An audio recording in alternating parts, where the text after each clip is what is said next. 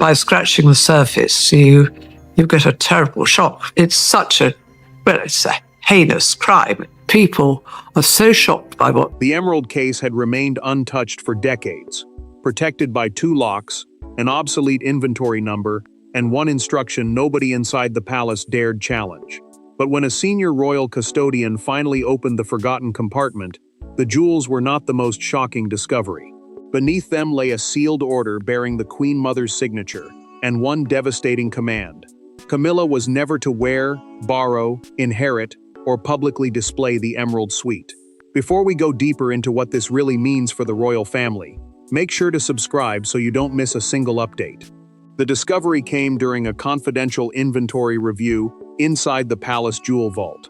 A royal custodian, the official trusted to record and protect ceremonial valuables, lifted the velvet tray and found the directive fixed to the jewel record. It named each piece: the necklace, earrings, bracelet, brooch, and ceremonial tiara. Nothing remained open to interpretation. This was not a temporary refusal. The order had been sealed separately, written to survive later reigns, and designed to remain binding after the woman who signed it was gone. That made the emeralds more than a collection. They had become evidence of a private judgment preserved inside the monarchy, waiting for the day someone finally disturbed it. Camilla did not move when the cream folder reached her private sitting room. She read the first page once, then again, pressing her fingers into the paper's edge. The queen consort had endured years of public suspicion, but this cut deeper. The exclusion had not faded with time. It had been built to follow her permanently. King Charles watched from across the room, understanding what the words threatened. He knew the jewels were not the true wound. The king saw that the order challenged the legitimacy his wife had spent years trying to establish. When he reached for the folder, she drew it closer, unwilling to surrender the document before she understood the rejection. Then the palace insider broke his silence through a documented account given during the inventory inquiry. He revealed a handwritten line beneath the instruction. The suite must remain protected from anyone whose possession could confuse personal triumph with royal continuity. The phrase was cold, deliberate, and impossible to dismiss. A second envelope changed everything. The custodian found it beneath the velvet tray, addressed only to the future keeper of the collection. Neither Camilla nor Charles was told what it contained. 2 officials and 1 senior royal learned of its existence. As she closed the folder and ordered the room cleared, the question shifted. Why had the Queen Mother created such a ruthless safeguard, and which living royal already knew the terrible answer hidden inside? For Camilla, the emeralds represented acceptance. For Charles, they represented a final chance to erase the divisions of the past. But for Princess Anne, the locked case carried a different meaning entirely. A promise made to a formidable grandmother who trusted very few people with the future of the crown. Now those 3 loyalties were moving toward the same room, and only one of them could emerge without feeling betrayed. Camilla had never seen the suite as ordinary jewelry. To her, it was the last great symbol separating ceremonial recognition from full dynastic acceptance. A dynastic symbol is an object tied to the continuity and authority of a royal family, and wearing those emeralds at a state occasion would have said something no speech could match. It would have shown that the most guarded generation of the monarchy had finally allowed her into its story. She sat alone after dismissing her dresser, removing her pearl earrings one at a time. The queen consort placed them beside the sealed folder and stared at her reflection. Her anger remained controlled, but the wound reached deeper than humiliation. The palace had publicly accepted her rank, yet somewhere beneath that acceptance, an older boundary had survived. Charles carried a different pain. The king saw the restriction as a punishment left behind by a vanished era, one still falling upon his wife after years of service. He did not merely want the emeralds released, he wanted to prove that his reign could heal an insult created before he wore the crown. Across the palace, Anne received a discreet telephone call. The Princess Royal, the senior working royal known for representing duty without ornament, closed her eyes when she heard that her brother might seek to reinterpret the directive. Her hand tightened around the receiver. Opposing Charles would reopen old wounds, but weakening the order would betray the woman who had placed its protection in her memory. Then the palace insider disclosed the missing piece through a documented account given to the Jewel Inquiry. Anne had been present when the emerald case was removed from regular circulation. She had not watched the directive being written, but she had seen the Queen Mother hand the sealed packet directly to the collection's controller, the official responsible for guarding and recording royal jewels. The older matriarch had insisted that it never be separated from the suite. William was informed before the wider family. The prince asked only whether the instruction named a future recipient. The custodian refused to answer, confirming that the second envelope contained a succession provision, a rule deciding who would inherit ceremonial responsibility next. The emerald case had been opened in the present, but the lock itself was forged on a winter evening when one conversation changed its fate forever. The decision did not begin with a lawyer, a vault, or a royal inventory. It began during a winter reception, when Camilla made one request that the Queen Mother never forgot. There were no raised voices, and no public embarrassment. Only a glance toward an emerald necklace, a carefully phrased question, and a silence so severe that one courtier later described it as the moment the temperature of the room seemed to fall. Camilla's position beside Charles was still intensely sensitive. Every appearance carried meaning, and every gesture of acceptance was examined for signs that the royal family had softened toward her. The Queen Mother understood that jewels were never simple decorations. To her, a royal loan, the temporary permission to wear an item belonging to the crown, communicated approval, rank, and the direction in which the monarchy intended to move. The Emerald Suite carried even greater weight. Senior royal women had worn it at ceremonies built around dynastic stability, meaning the strength and continuation of the ruling family across generations. It was rarely released for private occasions, and never used merely to strengthen someone's public image. Whoever wore those stones appeared to carry the blessing of the women who had guarded the crown before her. Camilla made the request carefully during a private winter reception at Clarence House. She asked whether the emerald necklace might be available for an upcoming charitable gala, where she would appear beside Charles. The Queen Mother set down her teacup, held her gaze, and answered, "Those stones do not exist to settle personal questions." Charles moved quickly to soften the blow. He described the request as harmless, and insisted the evening was meant to support charity, not send a political message. The older matriarch turned toward him and said the danger lay precisely in pretending powerful symbols were harmless. Camilla remained composed, yet her hand withdrew from the table and stayed clenched in her lap. The silence became a command before midnight. The Queen Mother summoned the jewelry controller, the official responsible for recording, protecting, and approving access to royal jewels, and requested the full emerald inventory. With no aides present, she dictated a restriction and ordered Camilla's name written explicitly. No future official would be able to dismiss it as a general warning. Anne arrived shortly before the controller departed. Princess Anne saw the open case and heard her grandmother say, "There are some things affection must never be allowed to rewrite." The older woman asked her to remember the decision, even if others later called it cruel. Anne agreed, knowing the promise might one day place her against her own brother. The reception ended quietly, but the refusal had become a binding command. Years later, Charles would face Anne and demand to know whether loyalty to the dead could still overrule the living monarch. The emerald case sat between them like a witness. Charles entered believing his authority would end the argument. Anne entered knowing authority was precisely what the order had been written to resist. No advisors were seated at the table. No press secretary could soften what followed. A brother asked his sister to release the jewels to his wife, and she answered by placing one hand over the lock. Charles had called the confidential meeting with one purpose. He wanted the Queen Mother's instruction reclassified as a personal preference, rather than an enduring restriction. A confidential royal meeting is a private discussion whose details are limited to those directly responsible for the decision. If the wording could be softened, Camilla would be permitted to wear the emerald necklace at one state banquet, one evening, one appearance, one public sign that the past no longer ruled his marriage. Anne arrived carrying a copy of the historical inventory record, the official document tracing the ownership, restrictions, and authorized use of royal valuables. She understood what her brother was truly asking. This was not a simple jewel loan. Charles was testing whether the wishes of a reigning monarch could erase conditions imposed by an earlier guardian of the collection. The silence broke sharply. Charles leaned toward her and asked, "Are you refusing your king?" Anne met his gaze without moving her hand. "I am protecting what you were never given the right to promise." The king's jaw tightened. She never raised her voice, and that calm made the refusal feel harder than anger. Camilla entered before either of them could continue. The queen consort had been told the discussion concerned her, and she refused to remain outside while others decided what her rejection meant. She looked from Charles to Anne, then toward the closed case. "Why should a woman long dead still be allowed to humiliate me?" she asked. Anne's expression softened, but her answer did not.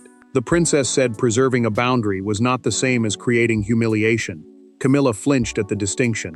Charles turned toward his sister, furious that duty could sound so clean, while his wife stood wounded beside him.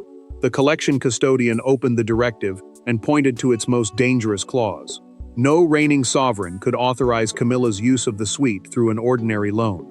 Reversing the restriction required approval from every guardian named in the succession document, a sealed record, deciding who inherited authority over the jewels. Anne finally revealed the truth. She was only one guardian. Two others remained, one carrying the late queen's authority and another representing the future line. Camilla left first, closing the door with controlled force. Charles remained beside the table as Anne reached for the second envelope. He had believed the crown placed every key in his hand. Now he was about to learn why no single person had ever been meant to open this case alone. The Queen Mother had anticipated persuasion, pressure, and even the authority of a future sovereign. That was why she divided control of the Emerald Suite among three guardians.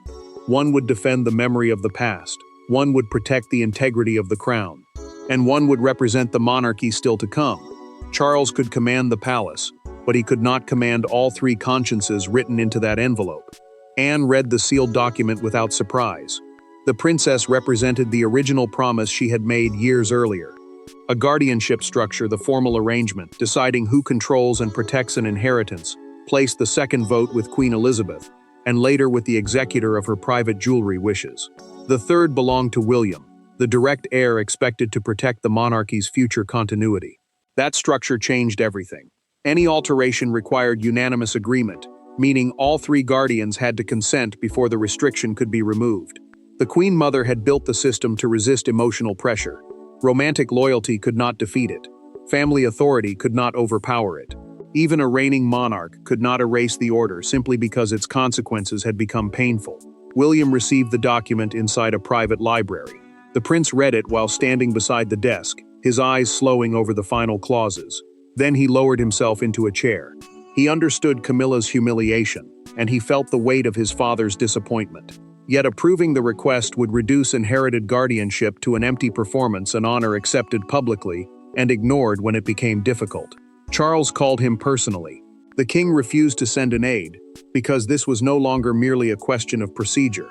His voice remained controlled, as he asked his son not to make Camilla carry an old punishment imposed by someone who could no longer reconsider it. William paused before answering. The future king said the decision was not about punishment. It was about whether clearly written limits still meant anything, once powerful people found them inconvenient. Charles heard the judgment beneath those words, but his son heard the pain behind the silence that followed. Then the executor produced a memorandum left by Queen Elizabeth. A memorandum is a written instruction preserving someone's decision for future officials. The late monarch had avoided the Queen Mother's harshest language, but her meaning remained firm. The emerald restriction must stay untouched, unless Anne and William independently believed its symbolic purpose had ended. Anne met William without Charles. She did not pressure him or ask for loyalty. Instead, she placed the original inventory photograph on the table. On its reverse, their grandmother had written that the suite should next appear only on a woman whose position required no jewel to prove it. William stared at the sentence. Camilla now understood that her fate rested not only with an old order or Anne's promise, but with the future king himself. History had reached the heir, and when he finally gave his answer, the consequences would begin inside her own household. William did not deliver his answer in anger. That made it harder to challenge. He signed one page, returned the file, and confirmed that he would not authorize Camilla's access to the Emerald Suite. Within minutes, the proposed state banquet jewelry plan disappeared from palace schedules. Within an hour, Camilla knew, yet her first reaction was not fury. It was a silence so complete that even her closest aides stepped back. William recorded the decision in the guardianship file, the formal document preserving who controlled the collection and under what conditions. The prince stated that the Queen Mother's restriction would remain intact, the suite would not be loaned to Camilla, and no public statement would be issued unless the dispute became impossible to contain. Anne signed beneath him. With both names in place, the refusal became complete. Palace staff moved immediately. The state banquet, the formal dinner held for an important visiting leader, was already approaching, and every detail had been planned weeks earlier. The jewel office removed the emerald necklace from its schedule, selected a diamond alternative, and warned the authorized circle that the reason for the change must remain private. One line vanished from a list, but inside the family, an entire hope had collapsed. Camilla received the answer from Charles in her private dressing room. She was holding a length of fabric chosen for the proposed gown when he spoke. The queen consort placed it carefully across a chair and asked only, "William refused?" Before the king could explain, she turned away. Charles reached toward her shoulder, but she stepped beyond his hand. He told her a locked case could not define her place beside him. Camilla answered that the case was not what wounded her. What wounded her was the number of people who had looked at the lock and agreed it should remain closed. The king had no answer strong enough to reach her. Then the palace insider disclosed another blow through a documented account supplied during the internal review. Camilla had already approved a banquet design built around the emerald necklace. The gown's neckline, earrings, and supporting accessories had been chosen specifically for the suite. She had not merely hoped Charles would succeed. She had believed he already had. Charles refused to accept the defeat completely. Before leaving the room, the monarch ordered an aide to examine whether the restriction could be challenged through a wider review of personal royal property, meaning valuables held under private family conditions rather than ordinary crown control. The immediate decision stood, but his resistance had not ended. Camilla attended the banquet in diamonds. She smiled, spoke warmly, and gave no sign of the wound beneath the ceremony. But later that night, she requested a private meeting with William, without Charles, Anne, or palace officials present. The public evening had hidden the pain. Now she intended to face the man whose refusal had made the old judgment impossible to escape. There was no jewel case in the room when Camilla met William. No lawyers, no custodians, no father standing between them. For the first time, the dispute was stripped of procedure and reduced to two people carrying different versions of the same family history. Camilla wanted to know whether he believed she was unworthy. William wanted her to understand that protecting a boundary did not require him to hate the person standing outside it. Camilla had requested the meeting after the banquet and insisted that no aides attend. She also asked for no written record. A private drawing room is a smaller palace sitting room used for personal conversations rather than official ceremonies, and that choice mattered. She was not entering as the queen consort demanding obedience. She was entering as a woman who wanted to understand why the future king had chosen to preserve a rejection that wounded both her and Charles. William arrived expecting anger.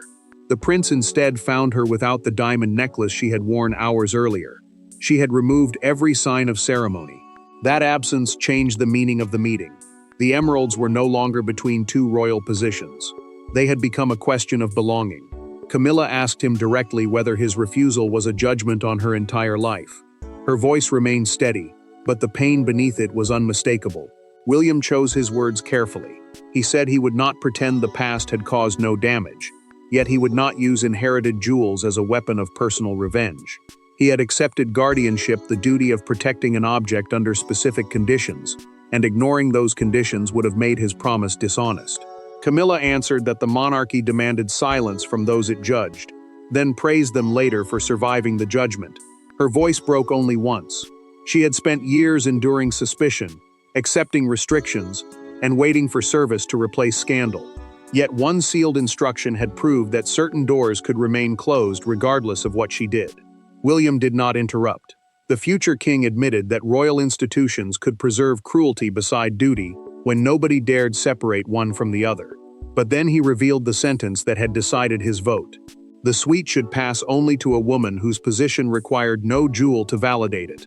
That line changed the argument. William explained that giving Camilla the emeralds specifically to prove her legitimacy would transform them into evidence of personal victory. It would fulfill the Queen Mother's deepest fear rather than defeat it. Camilla surprised him. She said she would not ask again. The Queen Consort did not forgive the judgment, but she understood that forcing the case open would create the spectacle used to exclude her. In that moment, the emeralds lost their control over her. Their understanding remained private. Outside the palace, however, the secret had already escaped, and the first headline was being printed in letters large enough to reopen every wound. By sunrise, the secret had become a national spectacle. The Emerald Suite appeared across television screens, despite never leaving its case. Commentators debated whether the Queen Mother had protected royal integrity or preserved a private grudge. Supporters of Camilla called the order needlessly cruel.